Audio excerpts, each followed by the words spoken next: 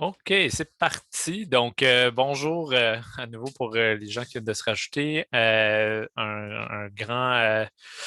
T'es en train de voir qu'il y a des gens de partout, partout sur la planète aujourd'hui. Donc, c'est vraiment un honneur d'être là avec vous aujourd'hui. Comme je disais tantôt, je m'appelle Sean Young, je suis le PDG cofondateur de Classcraft. Puis aujourd'hui, on va discuter vraiment des changements qui s'en viennent dans la plateforme, puis qui vont être qui sont déjà le monde anglophone qui ont eu la nouvelle un petit peu plus tôt. Les réponses ont été super positives. Fait que je suis très excité de partager ça avec vous aujourd'hui. On a beaucoup d'utilisateurs, d'enseignants, d'élèves qui utilisent Classcraft dans la francophonie. Fait qu'on voulait être certain de vous l'annoncer directement dans votre langue, puis on va enregistrer ça. Donc, dans quelques jours, ça va être disponible sur YouTube. Donc, vous allez pouvoir partager ça avec des collègues, etc. Donc, je commence. Je vous rappelle un peu notre mission chez Classcraft, c'est de motiver les élèves, les aider à atteindre leur plein potentiel par l'entremise d'expériences d'apprentissage amusantes, collaboratives, qui durent dans le temps, qui ne sont pas des bonbons, mais qui sont plutôt des repas qui nous remplissent, dans le but de faire d'eux des meilleurs humains. Puis ça fait pour ceux qui ne connaissent pas la petite histoire de Classcraft, j'ai commencé ça dans ma classe. J'étais moi-même enseignant pendant une dizaine d'années au secondaire, puis travaillé beaucoup à donner un sens à l'école aux élèves. Puis Classcraft, c'est comme sorti de cette réflexion-là, de cette pratique-là. Puis bon, aujourd'hui, on travaille partout dans le monde, mais notre mission est toujours la même, c'est de dire est-ce qu'on est capable de donner un sens aux élèves, de donner un sens à l'école aux élèves, puis utiliser des mécaniques, des façons de faire qui favorisent la motivation intrinsèque. Pour apprendre, oui, mais aussi pour bien vivre ensemble, collaborer, voir de la valeur dans sa propre croissance personnelle. Donc, c'est des valeurs qui nous tiennent beaucoup à cœur. Puis, c'est dans cette optique-là que Classcraft a toujours dans son ADN une pratique de dire, bon, ben, est-ce qu'on est capable d'aller vers les enseignants, vers les éducateurs, vers les élèves, prendre le feedback, puis faire évoluer l'approche. Donc, Classcraft, parlant d'évolution, Classcraft a eu 7 ans cette année, puis on voit que ça a beaucoup évolué. Ça, c'est la première version de Classcraft que j'ai créée dans ma propre classe. Bon, dans sa forme plus aboutie, parce que j'avais commencé ça même avant 2013, mais en 2013, c'est sûr que ça avait l'air. Donc, très mécanique, pas beaucoup de visuels, etc. Puis après ça, bon, Classcraft est devenu une entreprise. On a fait une première version bêta. Notre but, c'était d'être le plus proche possible des univers de jeux de rôle puis de jeux vidéo qui nous avaient inspirés. C'est moi, puis Devin, puis les autres personnes qui ont commencé Classcraft. Puis on a, suite à ça, continuellement évolué la plateforme. Fait que ça, c'était en 2014. En 2015, on avait une version un peu moins jeu de rôle qui gardait un peu la même esthétique avec l'idée de dire, OK, on va continuer à mettre au cœur de l'interface l'avatar de l'élève. On veut qu'il soit visible à tout moment. Puis, bon, on est resté dans cette mentalité-là à dire, bon, ben, on donne le plus de place dans l'interface à l'avatar de l'élève à tout moment. Puis, on va prendre des décisions pour raffiner la plateforme dans cette logique-là. Là. Puis bon, aujourd'hui, on est rendu ici. Bon, on peut voir qu'il y a vraiment eu beaucoup de travail à évoluer ça. Mais dans la dernière année, on s'est dit, bon, ben, what's next? Qu'est-ce qui arrive après ça? Vers où peut aller l'interface, vers où peut aller la plateforme? Puis qu'est-ce qu'on va faire pour euh, s'attaquer d'un point de vue pédagogique à un enjeu qu'on a comme organisation qui est Classcraft, ça marche vraiment bien, mais la barrière à l'entrée est assez haute. C'est dur pour certains enseignants qui sont moins avides de technologie ou de jeux vidéo de facilement comprendre qu'est-ce qui se passe ici. Fait que là, la question qu'on s'est dit qu'on voulait répondre, c'était comment est-ce qu'on peut rendre Classcraft plus accessible, rendre ça plus facile pour n'importe quel enseignant de commencer avec Classcraft, d'utiliser Classcraft, mais sans se travestir, sans enlever ce qui fait de Classcraft une approche pédagogique vraiment unique, là. Donc, c'est ça qu'on voulait faire. On a commencé un processus au mois d'août l'année dernière, donc ça fait presque un an qu'on travaille là-dessus. Euh, Puis on s'est dit, bon, ben, c'est quoi qui bloque? C'est quoi les enjeux? C'est quoi les différentes façons que les enseignants ils perçoivent Classcraft? Comment est-ce qu'ils perçoivent leur travail pour favoriser la motivation? Comment ils perçoivent aussi leur gestion de classe, etc. Donc, on est parti avec cette idée-là, vraiment en disant on prend pour acquis qu'on ne connaît rien, puis on va vraiment aller à la rencontre des utilisateurs. Fait qu'on a fait une phase de recherche qui a été assez exhaustive, honnêtement. On a commencé ça au, euh, au mois de septembre l'année dernière, puis on vient de finir en janvier. Puis il y a eu 3 phases à cette recherche-là. La première, c'était on va juste aller voir des enseignants qui sont inscrits à Classcraft, mais qui n'ont pas utilisé la plateforme. C'était des entrevues, on disait, bon, ben, qu'est-ce que tu as aimé, qu'est-ce que tu as compris, pourquoi tu n'es pas resté avec la plateforme, etc. Après ça, on a fait une deuxième phase où est-ce que prenant les réponses de la phase 1, on s'est dit, parfait, on va faire une version simplifiée de Classcraft pour ces enseignants-là. Puis on va aller tester, on va aller à la rencontre d'enseignants puis tester ce prototype-là. On a fait un prototype à la fin de la phase 1. On a rencontré un enseignant au début de la phase 2. On a dit, bon, ben, clique dans le prototype de cette version simplifiée de Classcraft-là. Qu'est-ce que tu vois? Qu'est-ce que tu comprends? Qu'est-ce qui t'accroche, etc. Puis, tout de suite après cette rencontre-là, on modifiait le prototype basé sur le feedback, puis on a répété cette expérience-là 17 fois. Donc, à chaque fois, on améliorait un peu le prototype jusqu'à temps que finalement, enseignant 15, 16, 17, ils ont dit sensiblement, non, il n'y avait rien qui accrochait. On a dit, parfait, là, on a un prototype d'une version simplifiée qui semble être facile à comprendre, qui semble convaincre, qui semble être plus facile. Si on avait une bosse de barrières à l'entrée à surmonter, ben là, le prototype qu'on avait fait, c'était comme un escabeau qui permettait de plus facilement passer cette bosse-là. Après ça, on s'est dit, bon, ben, on va le tester pour de vrai. Fait qu'on a bâti une application basée sur le prototype, puis on l'a testé dans des classes avec 10 enseignants. Avec leurs élèves pendant 6 semaines, on filmait dans les classes. Pas évident à faire en temps de pandémie, mais on a réussi. Puis on utilisait la version simplifiée de Classcraft. Puis ce qu'on voulait voir, c'est premièrement, est-ce que c'était suffisamment motivant? Puis deuxièmement, est-ce que il y avait assez d'impact pour qu'il y ait le goût d'aller vers la version plus complète, toute l'expérience. Puis effectivement, 100% des enseignants dans la phase 3 sont passés avant que les 6 semaines aient fini de leur propre gré vers la version complète de Classcraft. Fait que là, on a dit, OK, on a quelque chose qui marche, là. Le Scabo, il marche. C'est assez pour leur donner le goût. Puis c'est vraiment, les élèves veulent plus de. Premièrement, je vois qu'il y a un changement de comportement dans mes élèves, même avec la première version prototypale. Puis deuxièmement, mes élèves sont motivés, ils veulent des avatars, ils veulent plus de pouvoir, ils veulent toutes ces choses-là. Je suis convaincu, j'y vais. Donc là, on s'est dit, parfait. Maintenant qu'on sait c'est quoi la première marche, l'escabeau, comment est-ce qu'on peut bâtir un escalier pour permettre aux enseignants de progressivement, au lieu de. C'est bien beau d'avoir un escabeau pour passer cette barrière-là. Euh, mais ce serait vraiment mieux d'avoir un escalier pour qu'il n'y ait jamais de saut à faire. Puis c'est là qu'on on a repensé complètement la façon de commencer avec Classcraft, mais aussi la façon de l'implémenter avec ses élèves.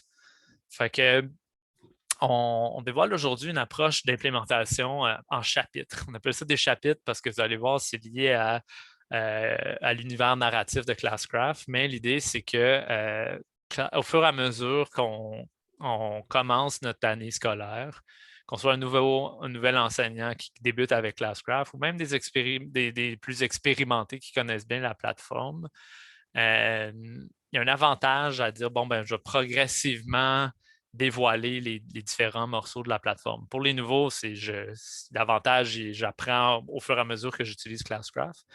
Pour les enseignants plus avancés, je n'ai pas besoin de tout faire au début de l'année. Je peux simplement commencer, puis plus tard ajouter les comptes élèves, plus tard créer des équipes, plus tard rajouter les différents morceaux qui rendent Classcraft encore plus motivant.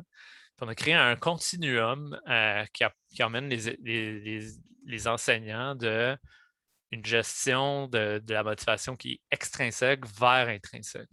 Donc, je explique comment ça marche. Au début, dans le chapitre 1, on a juste besoin de mettre des noms d'élèves. Il n'y a rien d'autre à faire pour configurer. Donc, tu mets une liste d'élèves, tu peux commencer. Puis tout simplement, ce qui se passe ici, c'est qu'on donne des points, puis les élèves peuvent obtenir quelques pouvoirs. Donc, on n'a pas d'avatar encore, on n'a pas les mécaniques vraiment intéressantes qui font Classcraft motivante. Mais on est capable de commencer clairement à dire aux élèves, hey, si tu fais des bons comportements, tu vas pouvoir avoir des points. Puis ça se rapprochait bien de la pratique des enseignants. C'est déjà une logique qu'ils faisaient déjà, dire si un élève fait beaucoup de bonnes choses, il va obtenir une récompense. Donc, ça, c'est simple. On comprend bien où est-ce que les gens se situent par rapport à ça. Dans leur pratique pédagogique. Mais évidemment, la magie de Classcraft, c'est de les emmener vers la motivation intrinsèque. Ça, c'est assez extrinsèque, merci. Mais on est déjà dans une logique intrinsèque dans le sens où les pouvoirs, euh, c'est de donner du contrôle à l'élève sur sa journée. Donc, autrement dit, le motivateur ici, c'est plus de contrôlabilité pour l'élève. Quand l'enseignant est prêt, la plateforme va lui dire, l'enseignante, dire, bon, ben là, tu serais peut-être prête à rajouter des comptes élèves. Passe au chapitre 2. Au chapitre 2, les élèves peuvent se connecter, ils ont des avatars, puis là, on rentre la mécanique des pièces d'or. Après un certain temps, on va leur dire d'accord, maintenant, passe au chapitre 3. Puis là, c'est là que les élèves vont se choisir une classe de personnages, qu'on va créer des équipes. Mais regardez la progression, c'est intéressant parce que d'un point de vue motivation, ici, c'est la contrôlabilité.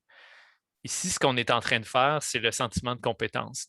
Donner à l'élève une conception visuelle de son propre progrès à travers sa vie d'apprenant. Dans le chapitre 3, c'est les relations sociales. L'interrelation entre les joueurs, c'est un motivateur vraiment fort. On rajoute cette dimension-là, mais on renforce à nouveau nos deux motivateurs plus tôt. Donc, plus d'avatars, plus de pouvoir. Donc, on prend nos bases, on les solidifie, puis on rajoute une nouvelle mécanique. Puis finalement, dans le chapitre 4, ben là, c'est là où il y a le concept de point de vie, puis tout ce qu'on connaît aujourd'hui dans Classcraft, la possibilité de se guérir, se protéger, etc. Là. Donc, pour des nouveaux enseignants, ils débloquent au fur et à mesure. Pour des enseignants plus aguerris, ben, c'est intéressant parce qu'ils pourraient dire ben, je vais juste mettre ma liste d'élèves le premier jour d'école, on commence. Parce que souvent, on entendait ben là, il faut que je fasse des équipes au début, mais je ne connais pas mes élèves. Fait que je vais attendre un peu avant de commencer. Ben là, même pour les professeurs plus expérimentés, ils peuvent tout de suite commencer là, au début de l'année. Donc, ça se traduit par des nouvelles fonctionnalités qui se débloquent. Donc, vous allez voir, ce qui est intéressant, c'est qu'au fur et à mesure, ça ne se débloque pas avec le temps. C'est pas comme ça fait 3 jours, tu as créé ta classe, tu devrais utiliser telle fonctionnalité. C'est au fur et à mesure que les enseignants donnent des points d'expérience dans Classcraft. Il va y avoir un niveau de classe. Puis ce que ça va faire, c'est dire hey, tu devrais peut-être débloquer telle fonctionnalité. Hey, tu serais rendu à débloquer telle fonctionnalité. Puis pour chacune de ces fonctionnalités-là, on va avoir un micro, un narratif, premièrement. Fait que pour les élèves, ils progressent dans un univers narratif. Le décor du jeu va changer en fonction des chapitres. Il va y avoir il y a des vidéos narratives dans l'histoire qui expliquent pourquoi ça évolue, pourquoi ils sont rendus en équipe maintenant, etc., dans l'univers du jeu. Puis pour chaque fonctionnalité, un micro-tutoriel. Fait on s'est rendu compte que pour beaucoup d'enseignants, tout apprendre la plateforme au début, c'était too much. Mais en plus, pour les enseignants plus expérimentés, il y a des fonctionnalités qui n'utilisent même pas parce qu'ils n'ont pas eu le temps de les apprendre, de les intégrer, etc. Fait que là, on dit on va faire la formation just in time. Au moment où tu en as besoin, que tu es prêt à passer à la prochaine fonctionnalité, là, on te fait de la formation. Puis, ça se passe au fur et à mesure que les élèves gagnent des XP. Donc, ce que vous avez devant vous, c'est le nouveau tableau de bord. Puis c'est intéressant parce que c'est assez différent de ce qu'on proposait dans les différentes itérations de Classcraft. Mais dans la recherche, ce qu'on a vu, c'est que un des facteurs les plus importants au niveau du succès de l'implémentation puis de l'utilisation de la plateforme, c'est que il faut que les enseignants donnent des points. Puis pour qu'ils donnent des points, il faut que ce soit le plus simple possible. Puis je reviens à ce qu'on a actuellement. Actuellement, si on veut donner des points, souvent on a des listes d'élèves plus longues que ça. Fait que, il faut premièrement défiler un menu ici à gauche pour trouver l'élève, cliquer sur l'élève, cliquer sur ce bouton, cliquer sur un comportement. Autrement dit, un défilement et 3 clics. Un défilement, ça vaut à peu près 5 clics là, parce qu'il faut que tu défiles jusqu'à la bonne place et que tu trouves, d'un point de vue cognitif, c'est demandant. Donc, on passe d'une expérience équivalente à 8 clics à une expérience 2 clics. Autrement dit, tu vas pouvoir directement cliquer sur l'élève, donner des points, that's it. Donc, ça a l'air d'un petit changement, mais finalement, ce que ça crée, c'est quand tu fais ça 50 fois par jour, donner des points, chaque seconde compte, puis on sait que les enseignants n'ont pas beaucoup de temps, sont souvent dans le feu de l'action. Donc, cette interface-là épurée qui va être d'emblée évolutive aussi, en fonction dans la phase 1, il n'y a même pas d'avatar, donc on est capable d'avoir un tableau de bord qui évolue en fonction de où est-ce qu'on est rendu. Puis à chaque fois que les élèves gagnent des points, le niveau du groupe avance. Fait que oui, c'est l'enseignant qui apprend au fur et à mesure qu'il utilise la plateforme, mais en plus, c'est les élèves hey, plus vous gagnez de points, plus on va débloquer des choses intéressantes dans le jeu aussi. Là. Rendez-vous au bout de la barre, là, on va débloquer les avatars. Fait que pour les élèves, c'est un motivateur. Pour l'enseignant, ça lui permet de se faire encourager à débloquer des fonctionnalités au fur et à mesure qu'ils sont prêts. Puis on sait qu'ils sont prêts parce qu'ils donnent des points régulièrement. Là. Donc, interface épurée, beaucoup plus simple, euh, qui permet de donner des points beaucoup, beaucoup plus rapidement. Mais on sait que les avatars, c'est important pour les élèves. Il va y avoir une vue en profil dans laquelle on va continuer à avoir les avatars en gros, dans lequel les enseignants vont pouvoir montrer les avatars. Mais notre logique a changé. Avant, on disait on veut toujours l'avatar au centre de l'expérience. Là, on a compris que si les enseignants ne donnent pas de points, l'avatar, il n'y a pas de valeur. Donc, on va s'assurer que ce qui est le plus simple, c'est de donner des points. Puis après ça, les enseignants ils pourront les montrer, les avatars, à chaque moment qu'ils veulent ou que c'est pertinent. Là. Les plus observateurs allaient avoir remarqué aussi des changements majeurs ici. Donc, une autre chose qu'on a compris dans notre recherche, c'est que les métriques, les points dans Classgraph qui sont très riches d'un point de vue motivationnel et tout ça, sont extrêmement compliqués et mélangeants pour beaucoup d'enseignants. Actuellement, Classgraph, ça a l'air de ça ici. On a 4 différentes métriques. Notre philosophie ici, c'est-à-dire, ben, c'est cool parce qu'ils sont tous pareils. C'est des HP, des AP, des XP, des GP. Il y a comme une cohérence là. Mais finalement, on s'est rendu compte dans le testing que les enseignants, pour eux, la seule différence entre ces points-là, c'était une lettre puis une couleur. HP, AP, c'est quoi la différence? Finalement, puis en plus, si tu es daltonien, ben, il y a juste une lettre de différence. C'était pas assez d'informations, puis c'était très mathématique comme interface. Fait qu'on a repensé ça, puis on s'est dit comment est-ce qu'on peut faire pour garder les mécaniques, mais enlever les mathématiques. Donc, la première chose qu'on a faite, c'est qu'on s'est dit, bon, ben, les HP, on divise tout ça. Le maximum actuellement, c'est 80 HP. On divise ça par 5 pour qu'on puisse avoir un indicateur de santé de l'élève qui est discret. Au lieu d'être un continuum comme ça, où est-ce qu'il y a beaucoup de points, puis il faut que tu mettes des chiffres, on va mettre des cœurs, puis un mauvais comportement, ça enlève un cœur ou 2 cœurs. Donc, très facile aussi pour des élèves du primaire de comprendre ce genre d'interface-là. Après ça, on s'est dit la même affaire pour les pouvoirs. Les AP, c'est ce qui permet d'activer des pouvoirs actuellement. Un pouvoir coûte 7 AP, 10 AP, 12 AP, les AP se régénèrent un par un, etc. On va simplifier ça, on va mettre des cristaux. Activer un pouvoir, ça coûte un cristal. Un pouvoir, un cristal. Vraiment simple. Plutôt que tel pouvoir, tel AP, nanana. Il y a des bons pouvoirs qui vont coûter 3 cristaux, mais c'est 1, 2 ou 3 selon comment bon est le pouvoir. Là. Euh, Puis on s'est dit, bon, on va mettre une iconographie aussi qui va permettre de facilement identifier ces différentes sortes de points-là. Donc, moins de mathématiques, plus facile à voir en un coup d'œil où est-ce qu'est rendu l'élève, et tant pour lui que pour le parent, que pour l'enseignant sur le vif. Puis aussi, ça nous permettait de mettre en place des mécaniques beaucoup plus simples. C'est comme je disais, un pouvoir, un cristal, un comportement négatif, 1, 2, 3 cœurs, c'est réglé. Puis parce qu'on a simplifié ça, ça nous permet aussi d'expliquer, d'être directement dans l'interface combien coûtent les pouvoirs puis qu'est-ce qu'ils font. Ce qui est beaucoup plus simple que ce qu'on a actuellement, où est-ce qu'il faut que finalement tu les mémorises. Donc, beaucoup plus simple d'un point de vue de la mécanique. Un autre changement qu'on a fait, puis ça, je vous dirais que c'est probablement celui qui a pris le plus de courage. Parce que vous pouvez, vous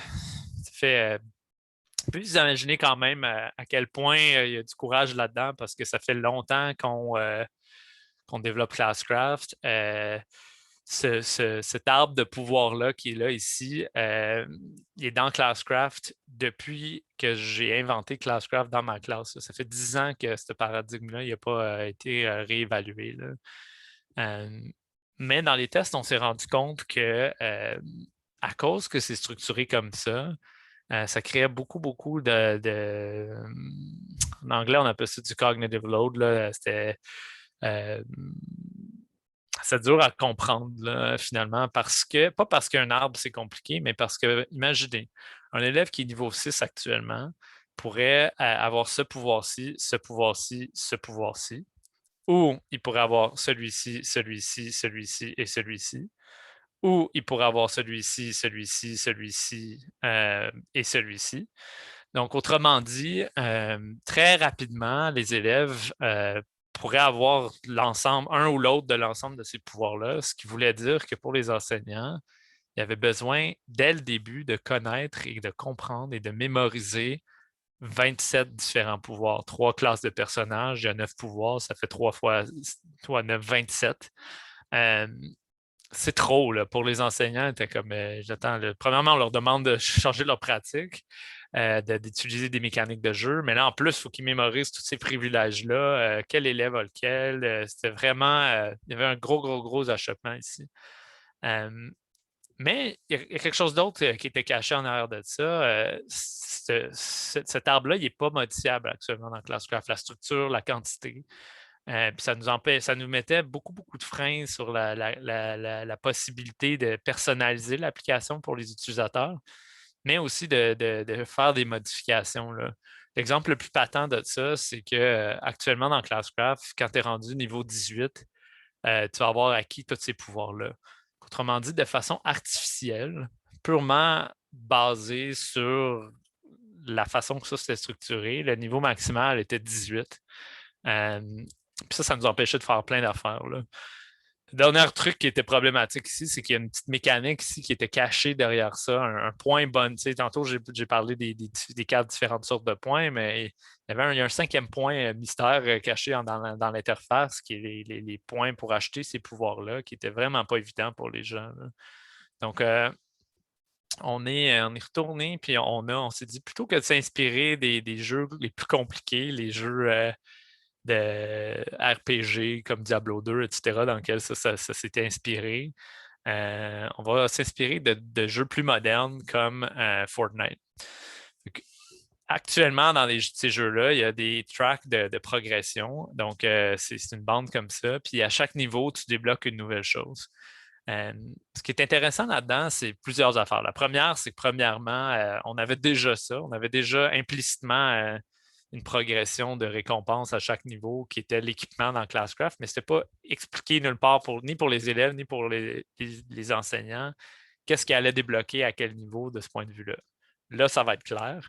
Mais ça nous permet aussi de dire, bon, ben, à niveau 1, tu as tel pouvoir, à niveau 3, tu vas avoir celui-là, à niveau 6, un nouveau pouvoir, etc.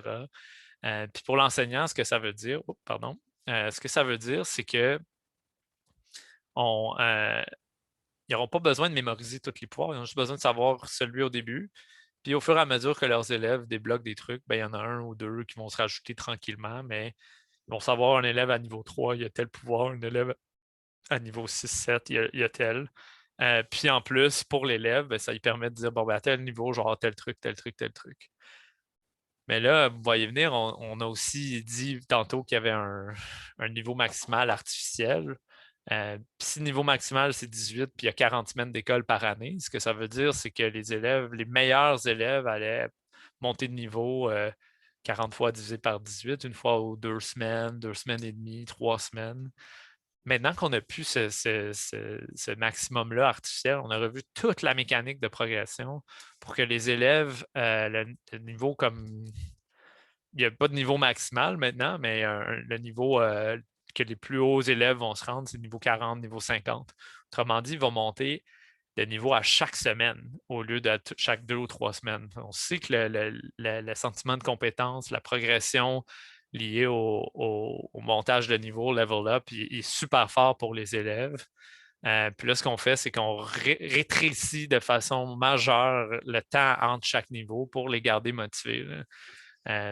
Puis, dans le fond, ils vont gagner des trucs à chaque niveau, mais des trucs différents. Des fois, un pouvoir, des fois, un équipement, des fois, des pièces d'or, des fois, différents trucs. Fait qu'on a une progression qui est plus linéaire, mais qui est aussi beaucoup plus flexible, puis qui va permettre aux enseignants de rajouter des pouvoirs aussi s'ils veulent. Actuellement, on peut modifier ceux qui sont en place. Dans le nouveau système, ils vont pouvoir dire, ben, moi, je veux un autre pouvoir à niveau 6, ou j'ai des élèves qui sont rendus niveau 50, je vais leur mettre un méga super gros ultra pouvoir à la fin de l'année. C'est des choses qui vont maintenant être possibles dans la nouvelle approche, là. Donc, ça pour dire qu'évidemment, avec ça vient des nouveaux équipements, des nouveaux avatars. Surtout, ça, c'est les avatars du chapitre 2, donc au début de l'aventure.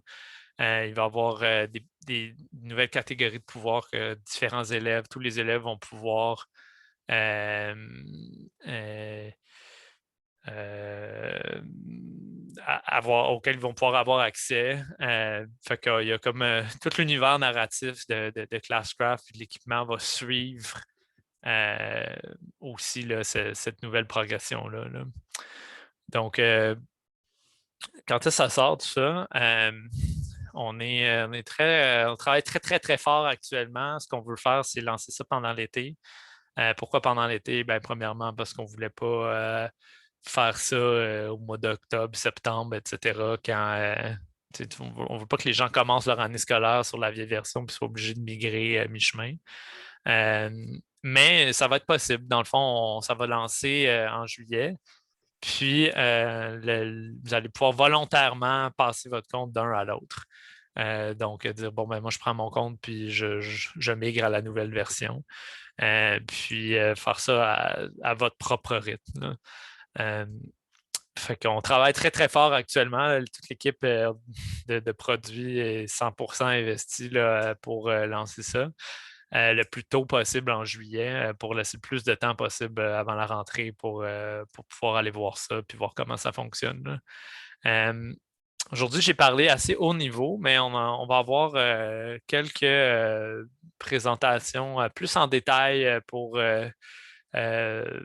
les enseignants existants, pour voici exactement comment ça va changer par rapport à ce que vous aviez dans le passé. Mais fait que on va vous donner des nouvelles de ça bientôt. Mais même si vous ne venez pas à ces formations-là, ça va être assez facile. Là. C'est un bouton apaisé, puis la plateforme va s'adapter à où vous êtes rendu. Là. Donc, c'est sûr que le timing est intéressant. Ça va être notre première rentrée post-pandémique en septembre. On sait que les élèves, ça a été plusieurs d'entre eux assez difficiles cette année. Il y a eu beaucoup d'inéquités, de défis euh,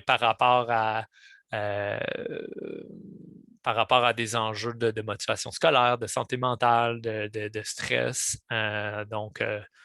On est premièrement, on a beaucoup de gratitude que vous travaillez avec eux, puis que vous faites ce que vous faites pour aider les enfants. Puis si vous êtes là aujourd'hui, c'est parce que ça vous tient à cœur, c'est sûr. Mais deuxièmement, on sait que ça a été une année difficile pour vous, puis on veut vraiment être là pour vous supporter l'année prochaine. Puis c'est pour ça, entre autres, qu'on se dit, bon, ben, qu'est-ce qu'on peut faire pour rendre l'utilisation de Classcraft encore plus simple, plus facile, plus convivial. C'est parce qu'on veut aider le plus d'enfants possible, puis ça passe par les éducateurs. Donc, on se sent honoré de pouvoir travailler avec vous, puis on espère que vous allez continuer à vous soucier de ces questions-là parce que l'école, c'est plus que juste des mathématiques ou l'apprentissage des langues, c'est un milieu de vie, puis c'est par des approches comme ça qu'on peut vraiment le concrétiser pour les élèves, là. Donc, si vous avez des questions, vous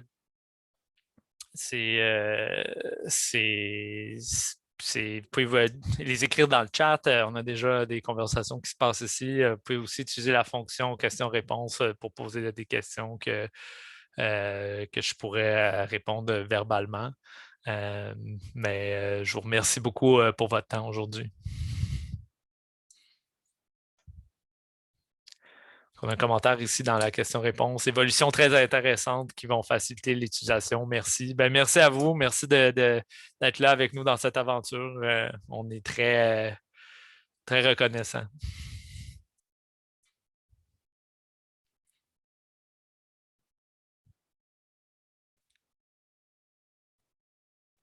Donc, il y a des questions ici par rapport à est-ce que c'est lié à Google Classroom? L'intégration est encore possible avec Google Classroom. On n'a pas enlevé cette fonctionnalité-là, mais ce n'est pas non plus obligé. On va annoncer prochainement d'autres partenariats avec d'autres plateformes de LMS puis de ce style-là. Là. Fait que restez à l'affût des nouvelles. Il y a encore d'autres bonnes nouvelles qui s'en viennent, mais on travaille fort à bien intégrer avec les différents systèmes que les gens utilisent, là. Une autre question ici, est-ce qu'il va y avoir d'autres changements? Les quêtes ne seront pas changées pour l'instant. Les batailles de boss, on a beaucoup, beaucoup, beaucoup, beaucoup de feedback cette année que les gens aimeraient pouvoir faire des batailles de boss assignées individuellement aux élèves. Fait que ça se peut qu'on travaille là-dessus pendant l'année scolaire prochaine. Mais pour l'année 2021, il n'y aura pas de grande modification aux quêtes.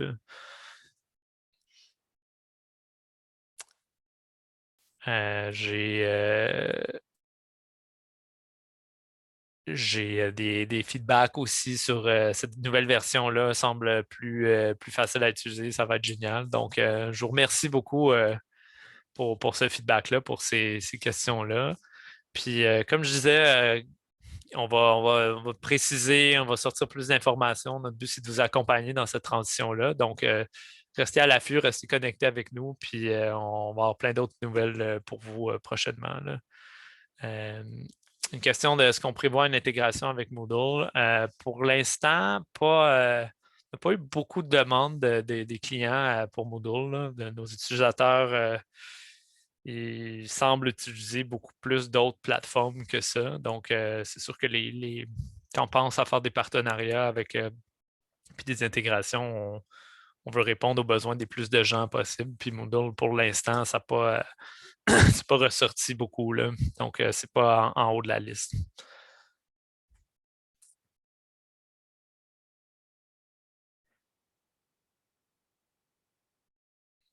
Donc, je vous remercie beaucoup. Merci pour votre temps, pour vos questions. Puis, je vous souhaite une bonne fin d'année.